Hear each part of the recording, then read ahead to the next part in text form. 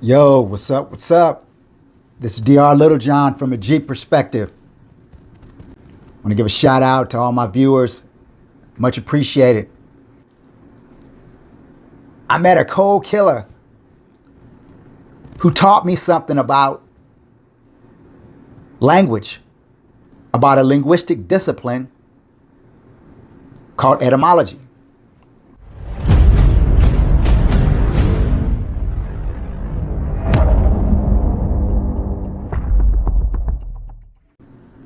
And etymology is the study of the origin of words and the way in which their meanings have changed throughout history. Periodically, I'll introduce vocabulary words that I think are important, may have concepts, broad concepts behind them. Maybe they're relevant to the subject matter. But increasing our vocabulary is very important. I can honestly say that's probably one of the most powerfulest things, one of the most powerfulest disciplines that I ever learned from a cold killer. Was a linguistic discipline. A word called etymology. Reading comprehension is critical. And that's one of the things we're lacking in this day and age. I can honestly say that my reading comprehension is off the chain. My reading comprehension is very high. It didn't always start out like that. When I was in elementary school, I had reading problems, and I was in reading clubs, and I used to go to tutors and things of that nature. And I can honestly say that that was a pivotal point that embedded a skill set that I would use later on. After those periods, I never had a problem with reading. I was always a kid who read a lot. And I can remember going to liquor stores, with your buddies. They're going to steal candy and gum or whatever, and I'm in there stealing magazines. I'm stealing, Soldier of Fortune. I'm stealing gun magazines. I'm stealing martial arts magazines, and I'm reading them. I'm going to the library. I'm getting books and I'm reading. But I didn't know how pivotal that skill set would be until I was sitting in those cages, and I became a voracious reader. I read everything that possibly came into my hands, oftentimes reading things that I wasn't necessarily interested in, but because sometimes the choice of reading material was limited. So rather than not read anything, I'd read it. My last term, I really came to terms with self-discipline and self-educating myself. Having a mastery or command in the language that you use on an everyday basis is critical. Irregardless of whether you can shoot the shit with the brothers or your people, your folks, you need to be able to communicate with those outside of your circle. You need to be able to communicate with the general public. Your wishes, your whims, your demands cannot be completely expressed if you don't have a command of the language that you used each and every day. And in order to have that command, you have to have a vast vocabulary. I remember finding out Don King, the boxing promoter, he did 10 years. And one of the things he did was he read the dictionary from front to back. And if you ever watch any of his videos, he's very eloquently spoken. And I read some stories where it said that he would talk circles around white folks. He would talk circles around lawyers and executives and a whole host of educated folks. And they would think that he was talking gibberish. And he would make them, by what he said, go back to dictionaries to check to see what he said, to see whether what he said was factual or not. And it would always blow them away because they'd be like, man, this fool knew what the hell he was talking about. So I'm a big advocate of that. So I cracked open the dictionary. But that wasn't the half of it. Because years later, I met a cold killer who taught me something about language, about a linguistic discipline called etymology, and about unabridged dictionaries. Unabridged dictionaries they're dictionaries that are far more complete than the dictionaries that you may normally get. And one thing he taught me was the older the unabridged dictionary was, the better. And oftentimes in those unabridged dictionaries, they would have in brackets the original meaning of the word. And you'd often find that the original meaning and the present meaning had changed pretty significantly, or at least the understanding of the word had changed. I'll give you a good example. In present day, when we think of the word perfect, we think of someone without any blemishes, someone who has no faults, someone who does everything right. But in the old biblical context of the word perfect, it didn't mean that. It meant to be complete, meaning that you had everything that you needed to do what your life was assigned to do or to be. And so when you understand that from that concept, then you begin to see how completely different our understandings of words in the present to their original meaning. And I want to emphasize on us putting a stronger importance in teaching this to our children, to our grandchildren, to the kids that are within our purview. Demand that they acquire the skill sets to talk circles around folks. Demand that they acquire the skill sets to hear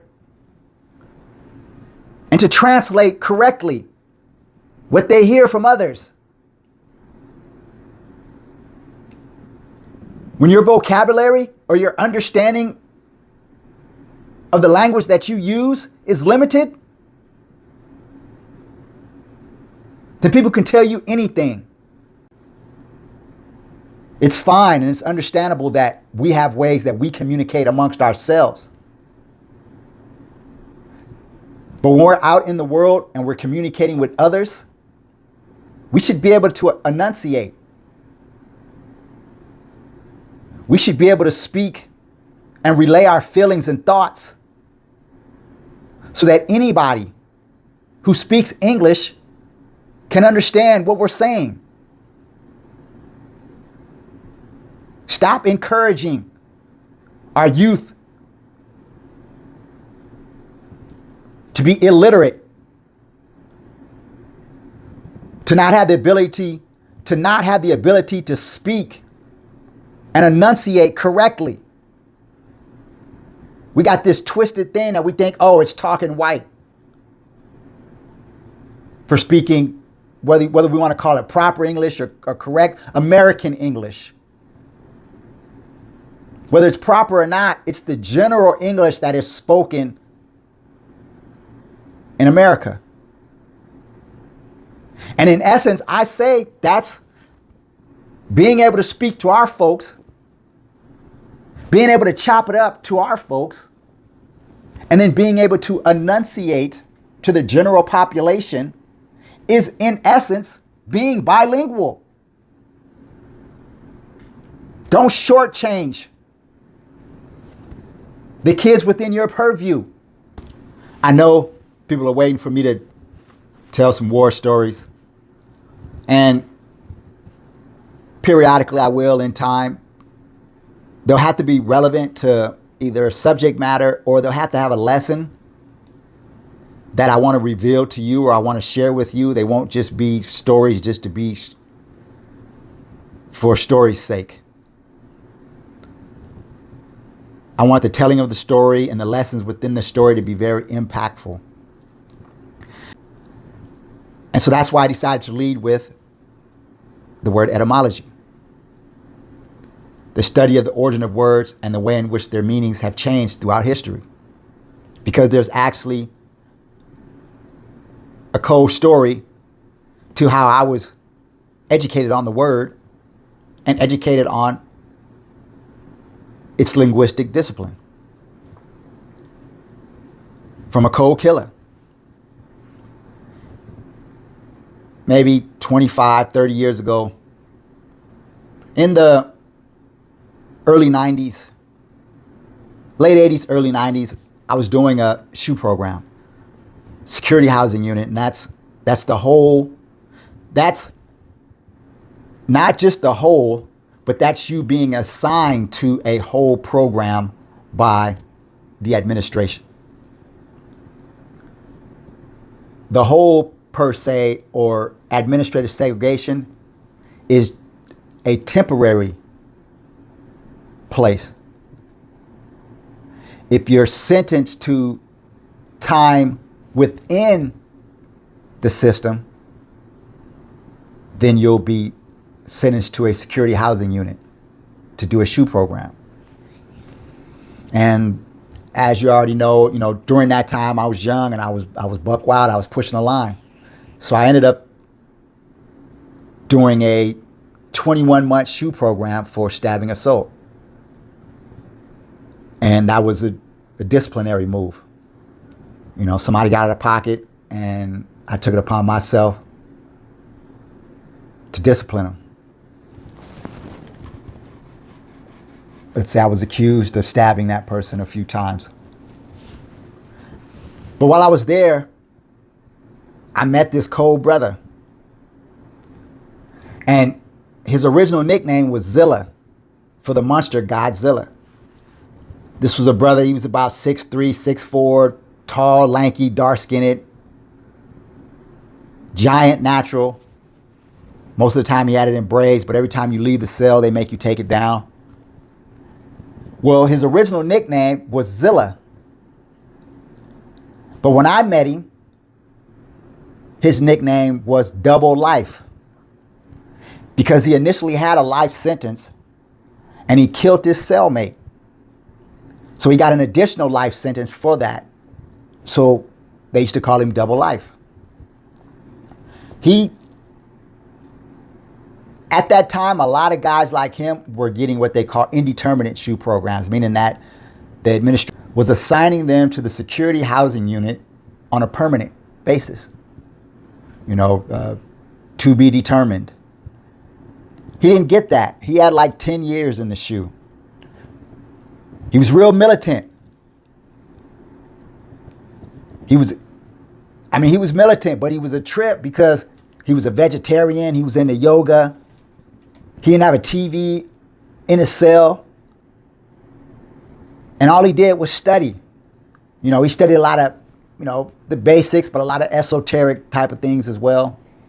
And most dudes that will walk those yards will never come in contact with guys like him.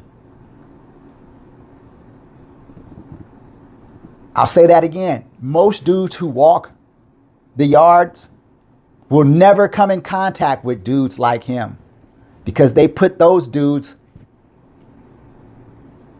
in deep dungeons. I ended up in a deep dungeon a few doors down from this brother.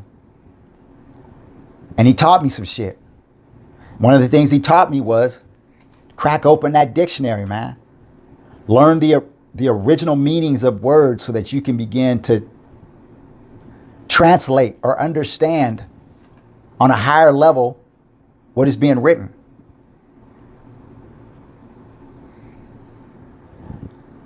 I use that to this day.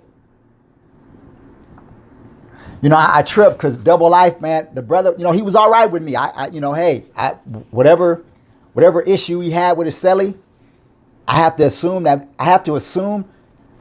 his celly was out of pocket. Because this brother here, his character was on point. He was always going at it with the administration and staff. And it was always crazy because periodically they would always find, he would stash nails and metal and knives and all kind of stuff in his natural. So anytime they would escort him from his cell to somewhere, they would always go through a very strict regimental search when it came to him. And there was very little that they could threaten him with. Because like I said, he'd already killed the celly. He had 10 years or so that he had to do in the hole. He didn't have any TV, didn't want a TV, was a vegetarian, so he ate very little. So the sparse food that they gave us on our trays, he had conditioned himself to live off minimum. So they had very little to hold over his head. And so anytime they violated any rules, any procedures, he was on them. I remember one time he was doing a hunger strike, and he was just eating mustard from the mustard packs. And I was sending him online all my mustard packs that I had collected. I want to emphasize on the importance of having a high reading comprehension. Understanding either what you're reading or understand what someone else is reading or speaking or saying to. I can contest to that because my reading comprehension actually saved me from doing an extra year in prison. I was at an institution where they were interpreting paperwork, rules, and the breaking down of credits from an incident that had occurred maybe 6 years prior to that. So now all of a sudden they're coming and saying, someone 6 years ago didn't calculate this right. We're recalculating it and you owe us another year. So now I file paperwork.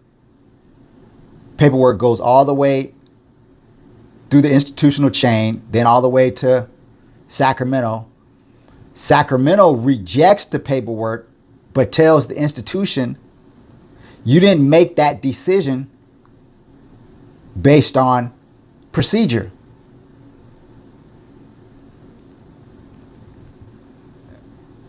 Rehear it, revisit that situation. So the warden, he calls in an attorney, he calls in the head counselor, he calls in the head person who does calculating credits, and then he calls in a specialist on the Title 15, which is like the state rule book. And because I'm trying to tell them that the rule on how you're determined, how your work status, which will be your time credit status, how it's determined if you're doing a SHU program. At that time, I was doing a SHU program. And I can't remember the exact rule, but the rule was a two-part sentence. And the rule was that something to the effect that if you did a certain amount of time in a SHU program and you caught a certain amount of time, then you would be on this no credit earning status for a set period of time, and that would be determined by which one was the lesser, how much time you did in the SHU or how much good time they took from you. Well, it just so happened my situation was they had broken the procedural rules when they initially wrote my write-up. And the same lieutenant that signed my lockup order 30 something days later is the same lieutenant that hears my 115 or hears the write-up, and he finds me guilty, and I'm given a 21-month SHU program. Now, the rules specifically say that the person who hears the write-up cannot be the person who wrote the write-up, nor anybody associated with the person who wrote the write-up, meaning like from that same shift or any of that type of a few other things, but basically to that context. So that was an illegal, procedurally illegal guilty finding within the institution. So initially I had to rectify that. I took that all the way to Sacramento. Sacramento kicked it back and said, hey, he's right. So what the institution does is they rewrite the 115 and then have me heard by someone else 3 days later with the same conclusion. The problem is that in order for them to give me the year good time taken away, or in order for them to minus me a year good time, the write-up and hearing all had to be done in a timely manner. And it wasn't. It was past their time because of the second hearing. So the first hearing was void. The second hearing made it past the time limit where they could still sentence me to, where they could still give me a SHU program, but now they couldn't take any time away. So the year that they had initially taken from me, they had to give it back to me, but they still retained me 21 months in the SHU program. By that time, I had already been in the SHU about 11, 12 months. I didn't have that many more months left, so I was like, you know what? The hell with it, I got the 365 days back. So now, fast forward 6, 7 years later, these people are saying, you owe us that year. Because that 2-part sentence said that either the time that you did in the SHU or the good time that was taken, that'll be the number of days, whichever is less, that'll be the number of days that you're on this status where you get no good time, meaning that you only do the day that you do, and that's the only day that you get, the day that you do. You get no third, no half, no 1/10, nada. And depending on the types of write-ups you get and what type of SHU programs you get, there is a clause, there is a way that you will be in that status for 6 months to a year. Well, because my year had been taken back,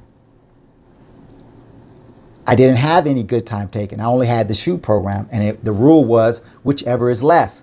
That was the second part of the 2-part sentence. So I literally had to give a warden, an attorney, a case record specialist who calculates your time, and a few other people an English lesson. All those experts were still disputing with the warden that the additional year was justified. So he kind of started seeing what I was saying, and he started asking them, well, what about this? What about this scenario? Well, why is this scenario different?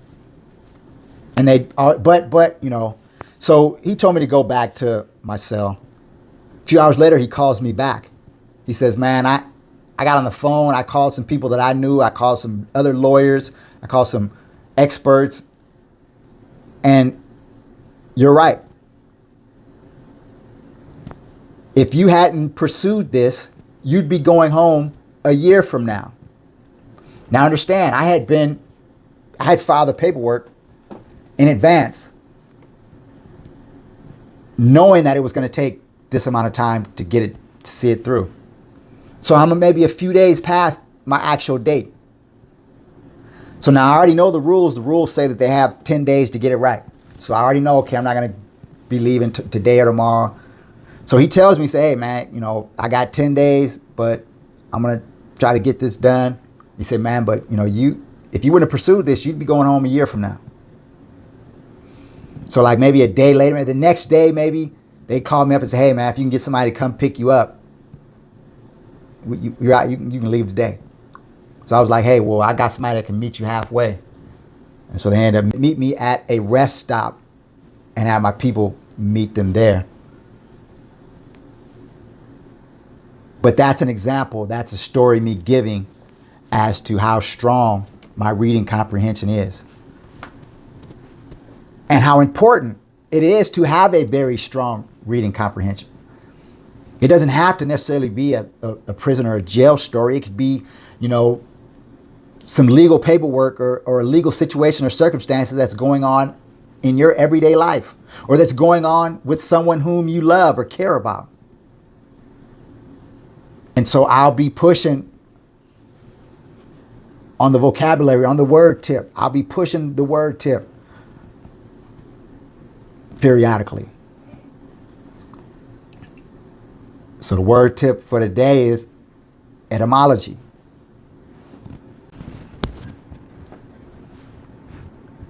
This is Dr. Littlejohn from a G perspective.